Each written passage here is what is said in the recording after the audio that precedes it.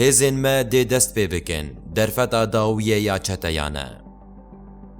Piştî ku Hesedê xwe ji çend gundan vekişand, Qenerê li ber rejandina xwînê bigire.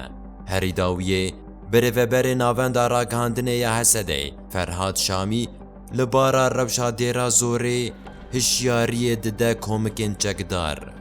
Çimkî li tanişta derxistina tevlî heviyê, komikên çekdar mal û milkên şêniyên dêra zorê didizin û talan dikin.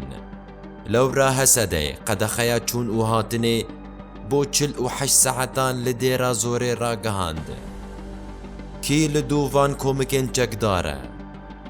Îran, hikûmeta Şamê û Tirkiyaya dagirker, piştî girtina Ehmed Xibêl an ku Ebu Xewla li ser benê fitneyê dilîzin.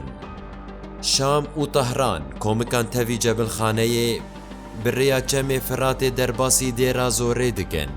Qene êrişî Hesedeyê bikin û fişarê li şêniyan bikin. Her wekî peyayên Tirkiyaya dagirker li jêr navê destwerdana li dêra zorê êrişî min bicêkir lê bi bin ketin. Lewra ev her sê alî li dû sorkirina êlan li dij Hesedeyê ne.